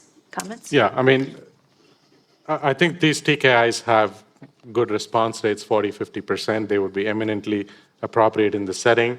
So, I was thinking of, I didn't look at the point that these were available, so I was thinking of my What we could clinical do situation today. where I don't have anything today. Dr. Jänne, sunvosertinib, the recent data, what makes you excited about it? Well, I think in this situation, an oral TKI, sunvosertinib or zipalertinib, I just picked one. They have similar degree of activity, and since this is an individual who had been previously treated with AMI chemo, I wanted to go for a chemotherapy-free regimen. Absolutely. I think we're all waiting for these to be approved clearly. So based on the published literature and our clinical experience, how would you indirectly compare global efficacy and tolerability of zipalertinib and amivantamab? Professor Girard, you had said, I mean, I think all of us, you can see, clearly agree that the oral TKIs are more tolerable, so we don't have any difference of opinion there. But your comment on amivantamab being more efficacious. Yes, because we have the Papillon data and we miss the data from Resilience 3. That's true that in the second or late line setting, the response rates are quite similar. So that As a single agent. Yeah. So yeah, a single agent. Yeah, and at the end, we probably need to see the data, but. Yeah, we need to see combination with chemo. What is the contribution of chemo into that? And then the duration of efficacy. Amivantamab, we see this sustained effect in the Chrysalis trial. Well, we need to see the data with the TKIs. We're seeing, zipalertinib on Sunday and some other data of sequencing these antibodies and the TKIs. What are your thoughts about our ability to do that? Is there a certain sequence we have to do, antibody to TKI, or do you think TKI to antibody? It's reassuring that we're seeing responses, post one modality versus the other. We want to give the best treatment first. This is the first thing. We don't know what are the resistance mechanisms to the TKIs, and it will be very interesting to look at this. We know that amivantamab has also a broad efficacy on resistance mechanisms because it's binding the extracellular domain. So, yeah, at some point it will be a debate to start with amivantamab first. Or to reserve amivantamab, which is also more toxic, to cover the resistance mechanisms to the TKI. And then, in terms of side effects, it's with zipalertinib or sunvozertinib. We've had some earlier EGFR exon 20 oral agents like posiatinib. When you hit the IC50s that are required for EGFR exon 20 are right around, oftentimes hitting EGFR wild type. Dr. Jänne, do you want to comment on the toxicities we've seen with some of these exon 20 drugs? So I still think with the newer ones like sunvozertinib and zipalertinib, we still do see some on-target EGFR toxicities, GI toxicities, and rash. They're less so than with posiatinib, and certainly the GI toxicity, which was a major issue with mobocertinib, is less with the newer generation TKIs. But they're not completely free of side effects either. Agree. We have a little time before the next session, so I'm going to answer some of the audience questions. So one question was, going back to the first module, so what about co-mutation? So we know that 60% of patients with EGFR mutant lung cancer have a co-mutation in TP53. Does TP53 have you choose between osimertinib and chemotherapy versus amivantamab and lazertinib? What data do we have about that? Dr. Sabari? Yeah, so I think, co-mutation is a higher risk patient population. Again, a significant proportion of our patients have TP53 alteration, more commonly in those patients who've smoked and never smoked. And I do think about escalating therapy in that patient population. Remember, I'm looking for reasons to de-escalate, right? I escalate in most patients. Now, I think for Amilaz, we have data in the p53 co-mutant population that those patients tend to do better with, Amilaz over osimertinib alone. There's similar data for TP53, obviously in the FLAURA2 trial. So very hard to cross-trial compare these, non-pre-specified subset analyses. And then another great question that we had, is use of kind of MRD or ctDNA assays real-time presently. So if you had a stage 2A EGFR mutant lung cancer after resection that had a positive ctDNA, would you still use adjuvant chemotherapy and osimertinib, or would you spare the chemotherapy and use OC alone? It's just suggesting that there might be metastatic disease. Dr. Goldman, what are your thoughts? That's a fascinating question. I hadn't thought of that before.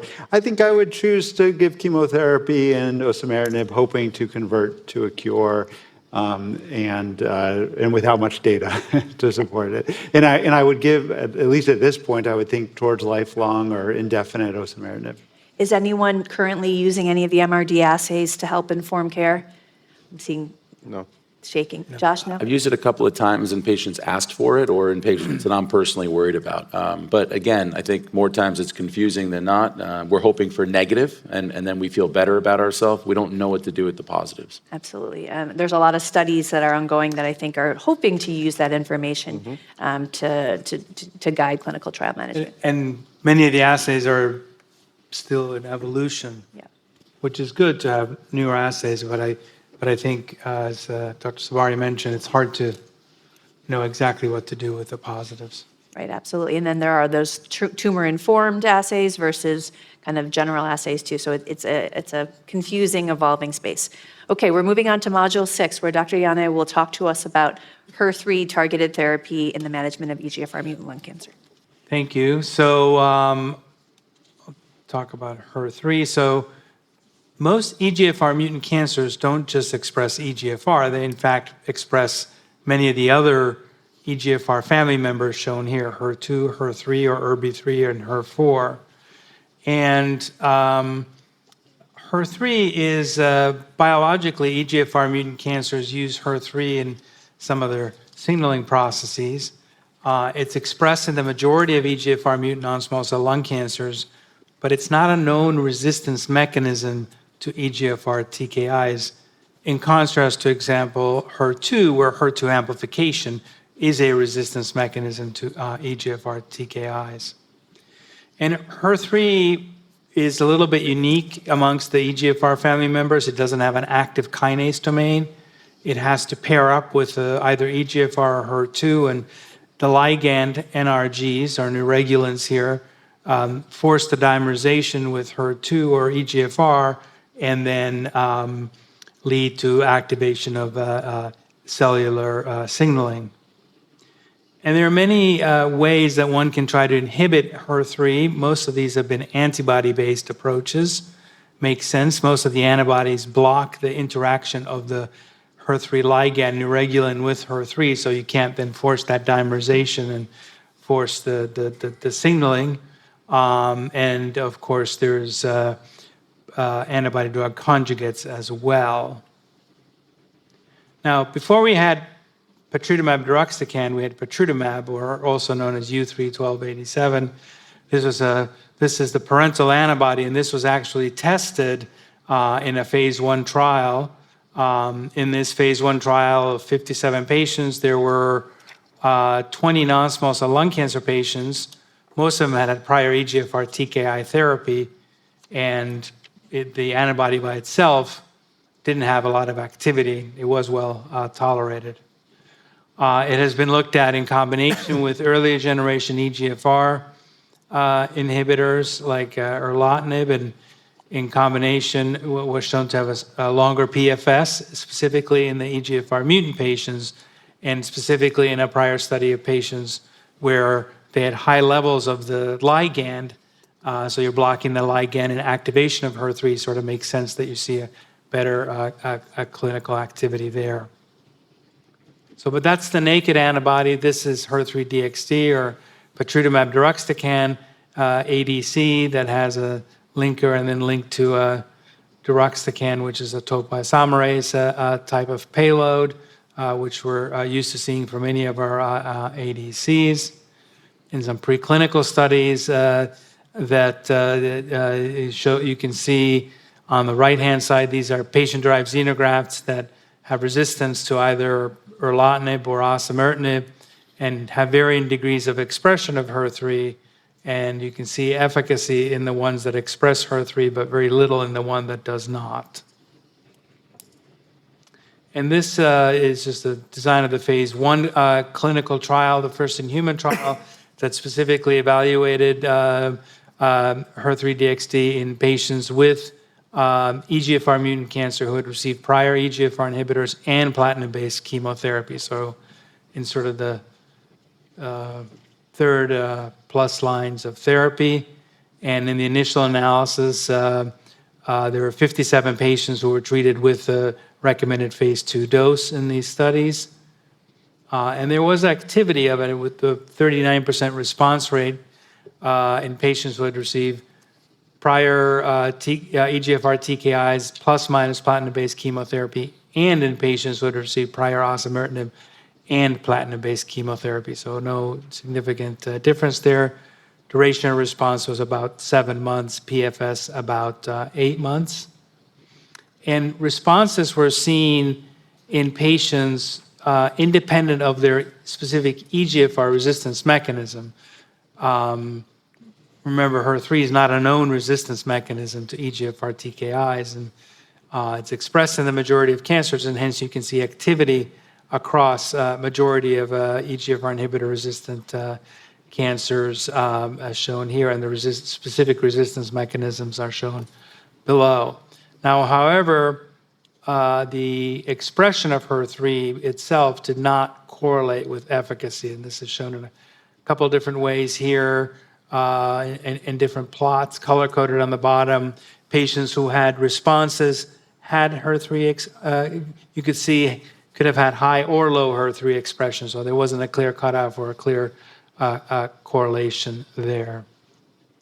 Subsequent trial, known as the HER3-NALANGO-1 trial, looked at that dose, that established phase 1 dose or the phase 2 dose of 5.6 milligrams per kilograms, and had a second arm initially that had a kind of a up titration where you started with a lower dose and went to a higher dose. This was initially intended to mitigate some of the toxicities, but ultimately was found not to be really that different from just using a fixed dose. And the trial was subsequently converted to have everyone be treated with the 5.6 milligram per kilogram dose. Primary objective here was ORR. And here in this bigger trial, the response rate was a little bit lower, about 30%. Most of them were partial responses. Duration of response, 6.4 months. Median PFS, about 6 months, and OS, about a year in this. Again, broken down whether patients had any prior EGFR TKI and platinum-based chemotherapy, or had a third-gen EGFR TKI and platinum-based chemotherapy. Now, similarly, responses were seen in a wide, or independent of the specific resistance mechanisms to EGFR TKIs. They're sort of divided in the bottom into EGFR dependent and independent. And similarly, activity was seen independent of HER3 expression. So again, didn't correlate with the degree of HER3 expression. Now, one of the things we learned in this trial, and this has been seen for other ADCs, is that they did have intracranial activity. And so in a subset of patients, 30 patients in this trial that had baseline brain metastases and had no prior radiotherapy, the confirmed response rate was 33%. Not something I think any of us expected for an ADC, a big molecule, to have this degree of activity, but it's nice to see this, and has been seen for other ADCs, including trastuzumab deruxtecan. Now, in terms of side effects, there are treatment-related AEs that happen in the majority of patients. Minority of them are, or about 40% are grade 3 or higher, and some are associated with reduction, discontinuation, or dose interruption. And the specific side effects are mostly come from the payload, so chemotherapy-type side effects, nausea, hematologic toxicities are common. You do see ILD as a side effect as well. And this has now gone on to a phase 3 clinical trial called the HER3-NALANGO-2 trial. This compared the phase 2 dose in patients that had received only EGFR TKIs, no prior systemic chemotherapy, and randomized patients in a 1-to-1 fashion to patritumab deruxtecan or to the combination of combination chemotherapy, so platinum-based combination chemotherapy. The primary endpoint being PFS with other secondary endpoints shown below. There was a press release last year that this met its primary endpoint, leading an improvement in PFS. This trial will be presented at ASCO, again at a lung oral session on Sunday morning by Dr. Mock, and you'll see the full results of that trial at that presentation. Now, as was alluded to earlier, we're full of press releases tonight, and this came out yesterday, basically saying that although the PFS was positive, the OS was not positive, and as a result of that, the company decided to withdraw its biologic license application for patritumab deruxtecan, which was for previously treated patients with EGFR mutant lung cancer. So I think we're all disappointed by this finding. It was nice to have this, or it was nice to, we're hoping to have this as an option in addition to patritumab deruxtecan for patients that progress on EGFR TKIs and chemotherapy.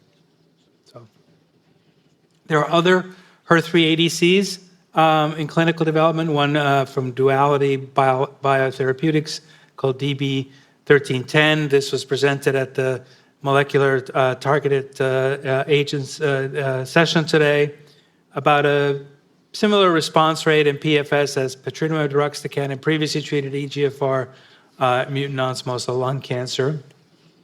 There's also a bispecific EGFR HER3 ADC that has been studied extensively in a prior study in China in this dose escalation expansion trial. Had a high degree of activity with a 63% response rate in the EGFR mutant patient population. And again, the responses were seen independent of the specific resistance mechanism to EGFR inhibitors. There's no biomarker data available to correlate HER3 expression or EGFR expression with this ADC. It too has hematologic toxicities because it's a topoisomerase payload. You can see here on the right-hand side, especially highlighted in yellow, including grade 3 or higher ones in a substantial number of individuals. And there are ongoing trials of this drug in the US at the current time. And I think there is one in combination with osimertinib, right? Yes, in combination with osimertinib as well, and as a single agent. Because I think for all of these ADCs, we'd like to see, is there added benefit with continuing the driver mutation-directed TKI with a more nonspecific ADC?